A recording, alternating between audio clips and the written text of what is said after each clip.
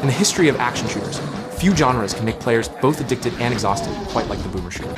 It's a return to the raw, primal thrill of violence, like Doom, Quake, Dusk, or ULTRAKILL, where players must sprint, dodge, switch weapons, and land headshots in tight claustrophobic arenas. That constant rhythm of dodging, comboing, and reloading on the fly isn't just about skill, it's a test of endurance and focus. But here's the question: why, in an age of hyper-realistic graphics and powerful hardware, are developers still so devoted to creating these retro boomer shooters? A new game seems to be searching for that answer. Its name is Rebel Engine.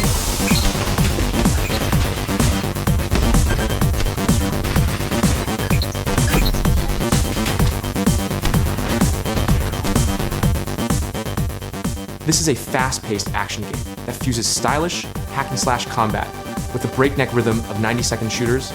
Players take on the role of Asimov, a construction robot who leads a rebellion in the enslaved metropolis of Euphoric Spire, fighting against a coalition of humans and machines known as the New Order Syndicate.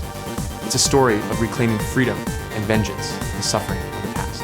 From a world-building perspective, Rebel Engine clearly draws inspiration from cyberpunk and dystopian aesthetics. The entire city is built as a massive mechanical tower. The glittering upper levels belong to the human elites, while the lower depths are filled with enslaved machines, industrial waste, and crumbling ruins. Asimov's journey begins at the very bottom, and he must fight his way upward, layer by layer. This vertical ascension narrative is reminiscent of games like ULTRAKILL or Hades, but with a colder, harsher tone. This isn't a hero's redemption, it's a machine's awakening. The game's presentation uses metallic UI elements and heavy electronic music, creating an atmosphere closer to the brutal aesthetic of classic boomer shooters.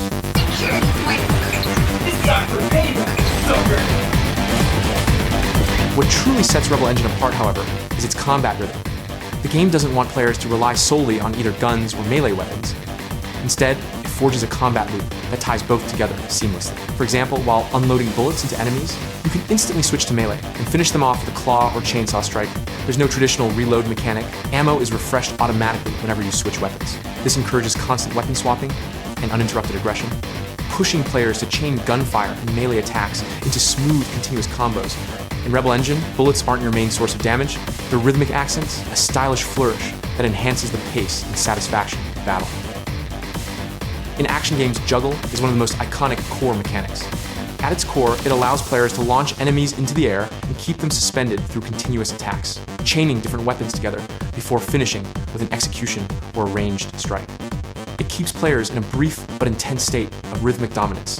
Its value goes beyond visual spectacle. It fundamentally alters the spatial and temporal relationship between player and enemy. It's the very essence behind action classics like Devil May Cry, Tekken, and Bayonetta. Rebel Engine brings that same exhilarating sense of aerial combat into its own gameplay.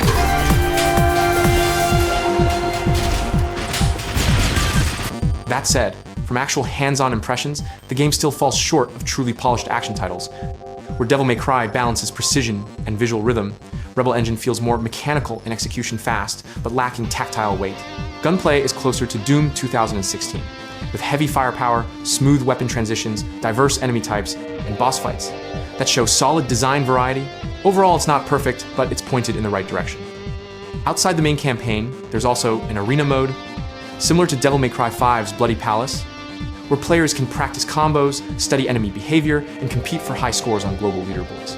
Visually, Rebel Engine embraces an industrial neon cyberpunk aesthetic, a world of metal machinery and cold lighting, punctuated by the flicker of neon signs and the hum of power cores.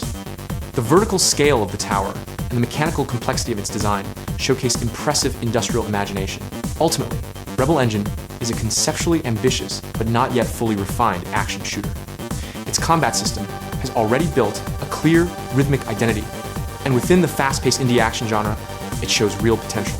It may lack that one-hit addiction, that perfect synergy of impact, timing, and audiovisual feedback, but its sense of direction is unmistakable.